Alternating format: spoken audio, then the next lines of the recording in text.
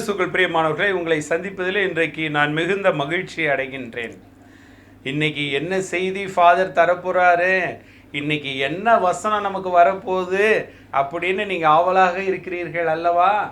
இன்னைக்கு ஆண்டவர் ரொம்ப அருமையான வசனத்தை கொடுத்துருக்கிறார். பிரியமானவர்களே, தாவீது எழுதிய சங்கீதத்தின் மூலமாக இன்னைக்கு ரொம்ப அருமையான வார்த்தையை கொடுத்துருக்கிறாரு. நிம்மதியாக தூங்கணுமா? நிம்மதியாக தூக்கம் வரல, நான் தூங்கி ரொம்ப நாள் ஆச்சு அப்படின்னு நீங்கள் அவதிப்பட்டு கொண்டு இருக்கிறீர்களோ, ஆண்டவர் இன்றைக்கு ஒரு நல்ல வசனத்தை தர்றார். பிரியமானவர்களே, இந்த நிகழ்ச்சி மூலமாக நீங்கள் கேட்டதுக்கப்புறம் பார்த்தீங்கன்னா உங்களுக்கு நிம்மதியான தூக்கம் கண்டிப்பாக உண்டு. ஒரு சில பேர் நிம்மதியான தூக்கம் இல்லைன்னு சொல்லி தூக்க மாத்திரையும் இரவு குடிக்கிற பழக்கத்தையும் வைத்திருக்கிறார்கள். ஆனால் பாருங்கள், இன்னைக்கு இந்த ஆண்டவருடைய இந்த வார்த்தையை கேட்டதுக்கப்புறம் இதெல்லாம் தேவையில்லை, எனக்கு நிம்மதியான உறக்கம் வரும்னு கண்டிப்பாக நீங்கள் சொல்லுவீங்க. பாருங்கள் பிரியமானவர்களே, ஒரு கதை ஒன்றை உங்களுக்கு சொல்கிறேன். அந்த பெண் சேர்ல ரொம்ப வருத்தத்தோடு உட்கார்ந்து இருந்தா. ஏகப்பட்ட பிரச்சனை அவளுக்கு. டேக்ஸ் கட்டணும், இபி கட்டணும், வீட்டை ரிப்பேர் பார்க்கணும். இதுக்கு மேலே அவங்க சொந்தக்காரங்க இப்போ பண்டிகைக்கு வேற அவ வீட்டுக்கு வர்றாங்க. எப்படி செலவை சமாளிக்கிறது அப்படின்னு ரொம்ப வருத்தத்தோடு அந்த சேர்ல உட்கார்ந்துட்டு இருந்தாங்க. அவங்க அப்படி திரும்பி பார்க்கும்போது அவளுடைய பொண்ணு மும்மரமா என்னமோ எழுதிக்கிட்டு இருந்தா. என்ன எழுதுறான்னு கேட்டதுக்கு அந்த பொண்ணு சொல்லிச்சான், எங்க காலேஜில் எதிர்மறையான காரணங்களுக்கு நன்றி செலுத்துதல், அதாவது நெகட்டிவ் திங்ஸ் வாழ்க்கையில் வந்தாலும் கூட, நெகட்டிவ் இன்சிடென்ட்ஸ் நடந்தால் கூட அதற்கு தேங்க்யூ என்று எப்படி சொல்லுவது அப்படிங்கிற தலைப்பில் ஒரு கட்டுரை எழுதிட்டு வர சொன்னாங்க. நான் அதை தான் மம்மி நான் எழுதிட்டு இருக்கிறேன் அப்படின்னு அந்த பொண்ணு சொல்லிச்சான். அந்த பொண்ணுடைய நோட்டை வாங்கி அந்த அசைன்மெண்ட்டை அந்த சேர்ல உட்கார்ந்திருந்த வருத்தப்பட்டு உட்கார்ந்திருந்த அந்த பெண் எடுத்து வாசிக்கின்றாள். அதுல அவங்க மகள் எழுதியிருக்கிறாளாம், முழு வருட தேர்வு, இந்த செமஸ்டர் எக்ஸாம் ரொம்ப கஷ்டப்பட்டு நான் எழுதினேன், அதற்கு நான் நன்றி சொல்கிறேன். ஏனன்னா நான் அவ்வளோ கஷ்டப்பட்டாலும் செமஸ்டரை நல்லபடியாக முடிச்சிட்டேன். செமஸ்டர் முடித்தோடனே இந்த 1 மந்த் எனக்கு லீவு தொடங்கிடுச்சு அப்படின்னு பாசிட்டிவாக எழுதியிருந்தாங்களாம். ரெண்டாவது பார்த்தீங்கன்னா, கசப்பான மருந்து போன வாரம் டாக்டர் கொடுத்தாரு, அதற்காக நான் தேங்க்யூ சொல்கிறேன், நான் நன்றி சொல்கிறேன். ஏன்னா அந்த கசப்பான மாத்திரை கொடுத்ததுனால தான் எனக்கு உடனே சுகம் கிடைச்சிது அப்படின்னு எழுதியிருக்கிறாங்க. இன்னொன்று பார்த்தீங்கன்னா, அலாரம் அடித்து காலையில் அலாம் அடித்து நான் எழும்புவதற்காக நன்றி செலுத்துகிறேன். தினமும் காலையில் அலாரம் வைக்காமல் எந்திரிக்க முடியாது அந்த புள்ள, அதுக்காக நான் நன்றி சொல்கிறேன். ஏன் நன்றி சொல்கிறான் அந்த பொண்ணு எழுதியிருக்கிறா, ஏன்னால் நான் உயிரோடு இருப்பதை அது எனக்கு உணர்த்துகிறது. இதை வாசித்ததும் அந்த தாயுடைய மனசு அப்படியே மாறிடுச்சு. பாருங்க, வருத்தத்தோடு இருந்த தாய் இப்பொழுது என்ன செஞ்சாங்க தெரியுமா? அவங்க எடுத்து எழுத ஆரம்பிச்சிட்டாங்க. என்ன எழுதுனாங்க தெரியுமா? நான் வரி கட்டுவதற்காக நன்றி செலுத்துகிறேன் ஜீசஸ், ஏனெனில் வரி கட்டும் அளவிற்கு எனக்கு வருமானம் வருகின்றது. எலக்ட்ரிசிட்டி பில்லு கட்டுவதற்காக நான் நன்றி செலுத்துகிறேன் ஜீசஸ், ஏனென்றால் எங்கள் வீட்டில் இந்த இந்தியாவில் நிறைய பேருக்கு கரண்ட் இல்லை, ஆனால் எங்கள் வீட்டில் கரண்ட் இருக்குது, அதுக்காக நான் நன்றி சொல்கிறேன் ஜீசஸ். எங்கள் வீட்டை நான் ரிப்பேர் செய்வதற்காக நான் நன்றி சொல்கிறேன் ஜீசஸ், ஏன்னா எனக்குன்னு ஒரு வீடு இருக்குதே, ஒரு கூரை இருக்குதே, இன்றைக்கி நிறைய பேருக்கு அந்த கூரை இல்லையே சொந்தமாக, நன்றி ஜீசஸ். எனக்குன்னு உறவினர்கள் இருக்கிறாங்க, நன்றி சொல்கிறேன், அவங்க என்னை தேடி வர்றாங்க, ஏன்னா எனக்கு அன்பு செய்வதற்கும் உறவை வளர்ப்பதற்கும் எனக்குன்னு சொந்தக்காரங்க இருக்காங்களே, தேங்க்யூ ஜீசஸ் அப்படின்னு அவ்வளோ நேரம் பிரியமானவர்களே நெகட்டிவ் சிந்தனையோடு வருத்தத்தோடு அந்த சேர்ல உட்கார்ந்துட்டு இருந்த அந்த பெண் என்ன பண்றாங்க, எல்லா நெகட்டிவ் தாட்ஸையும் பாசிட்டிவாக அவர்கள் நினைத்து பார்க்க ஆரம்பிக்கிறார்கள். அப்படி பார்க்கும்போது என்ன ஆகுது பார்த்தீங்கன்னா பிரியமானவர்களே, இரவு ஆனால் அவங்களுக்கு தூக்கமே வராது. இரவிலே இன்னைக்கு நிறைய பேருக்கு தூக்கம் வர மாட்டேங்குது. ஏன் தூக்கம் வர மாட்டேங்குது? பெட்டில் படுத்த உடனே காலையில் சந்தித்த எல்லா பிரச்சனையும் தலை மேலே போட்டுட்டு, ஐயோ நாளைக்கு காலையில் நான் இதை எப்படி செய்ய போகிறேன், நான் இந்த பணத்தை எப்படி கட்ட போகிறேன், இந்த பிரச்சனையை நான் எப்படி சமாளிக்க போகிறேன், இப்படின்னு குழம்பி குழம்பி இரவெல்லாம் தூக்கம் வராமல் இன்னைக்கு பல பேர் அந்த தலைகாணிய கண்ணீராலேயே நினைத்து கொண்டு இருக்கிறார்கள். ஆனால் இன்றைக்கு ஆண்டவர் நமக்கு ஒரு விடுதலை தருகிறார். இதிலிருந்து நாம் எப்படி வருவது, நமக்கு எப்படி நிம்மதியான தூக்கம் வரும் அப்படின்னு சொல்லி இன்றைக்கு ஆண்டவர் ஒரு டெக்னிக் சொல்லி தரார் பிரியமானவர்களே. அது என்ன நம்ம பார்க்கலாமா? நன்றாக தூங்க வேண்டுமா? 3 வழிகள் இருக்கின்றது. முதல் வழி என்னவென்றால், use positive self talk. Night படுக்கிறதுக்கு முன்னாடி, இரவு தூங்குவதற்கு முன்பாக நேர்மறையான வார்த்தைகளை சொல்லிக்கொண்டு நம்ம படுக்க வேண்டுமாம்.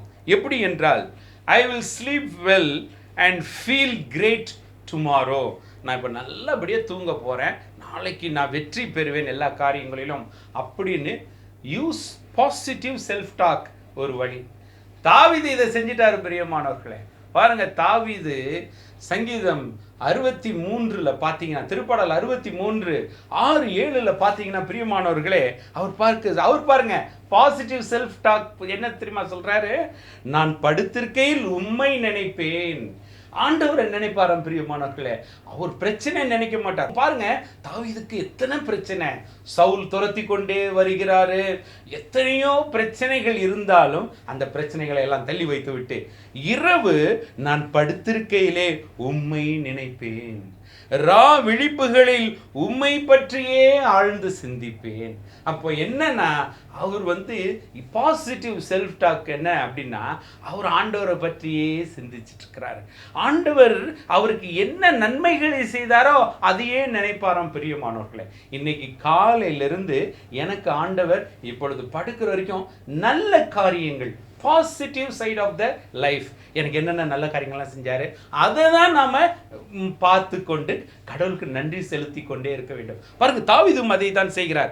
63வது சங்கீதம் 7வது வசனத்தில் பாருங்க, ஏனெனில் நீர் எனக்கு துணையாக இருந்தீர், ரெக்கைகளின் நிழலில் மகிழ்ந்து பாடுகிறேன். அவர் அதான் சொல்றாரு, நான் காலையிலலாம் நீங்க எனக்கு எவ்வளோ செஞ்சது ஆண்டவரே அப்படியே அவர் நினைத்து கொண்டு இரவு நேரத்தில் ஆண்டவரை நினைத்து அவர் செஞ்ச நல்ல காரியங்களை, நன்மைகளை எல்லாம் நினைத்து கொண்டு அவர் படுக்கிறார். Use positive self talk. Self talk, நல்ல நேர்மறையான சிந்தனைகளை அவர் சொல்லிக் கொண்டே இருக்கிறார். இது ஒரு வழி பிரியமானவர்களே. ரெண்டாவது என்ன சொல்றாங்க அப்படின்னா, மியூசிக், நல்ல சங்கீதம். ஒரு சில பேருக்கு இரவில் படுக்க போவதற்கு முன்பாக ஒரு சில சங்கீதம், மியூசிக் ஹெல்ப் பண்ணுமா? தாவீதுக்கு பாருங்க, அவன் பெரிய யாழ் வாசிப்பதில் அவன் பெரிய நிபுணனாக இருந்தான், அவர் இசை கலைஞனாக இருந்தான். கண்டிப்பாக அவர் தூங்கிக் கொண்டிருக்கும் போதும் யாராவது இசை கலைஞர்களை வைத்து அவர் கேட்டுக்கொண்டிருக்கலாம். இனிமையான பாடல்களும் நல்ல தூக்கத்திற்கு வழிவகுக்குமாம். மூன்றாவது பார்த்தீங்கன்னா பிரியமானவர்களே, reading motivational Bible quotes. Reading motivational Bible quotes, நல்ல வசனங்களை இரவு நம்ம படித்து விட்டு தூங்கும் போது நல்ல உறக்கம் வருமா?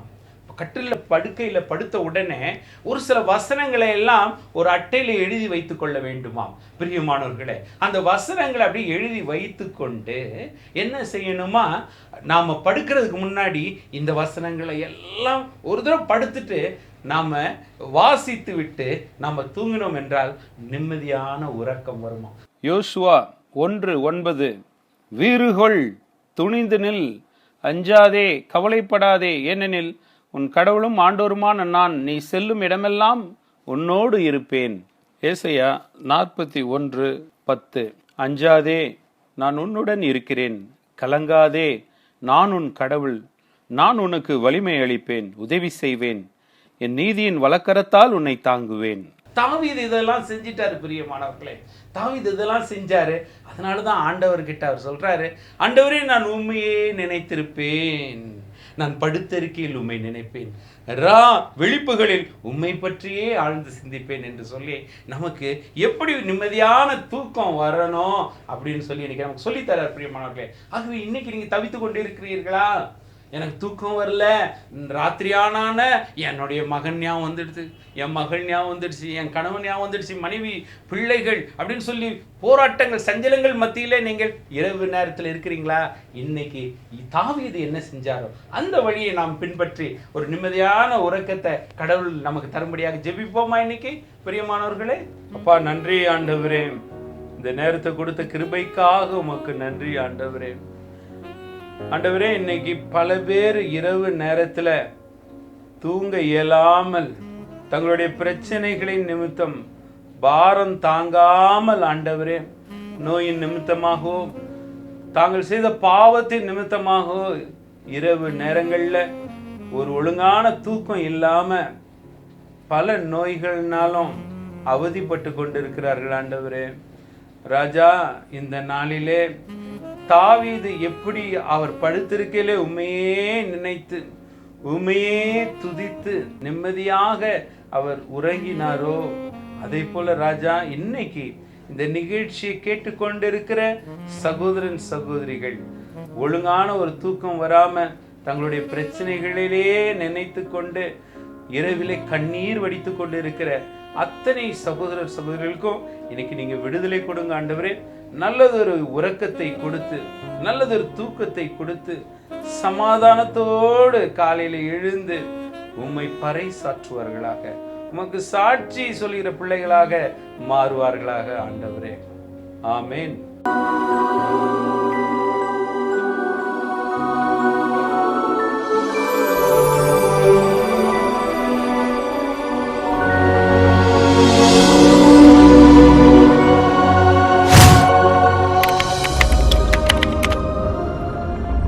பிரியமானவர்களே, கடந்த வாரத்திலே தொடர்ந்து இறைவனிடம் வேண்டுங்கள், விழிப்போடும் நன்றி உணர்வோடும் அதில் ஈடுபடுங்கள் என்ற கேள்விக்கு கொலோசியர் 4வது அதிகாரம் 2வது வசனம் தான் சரியான பதில்.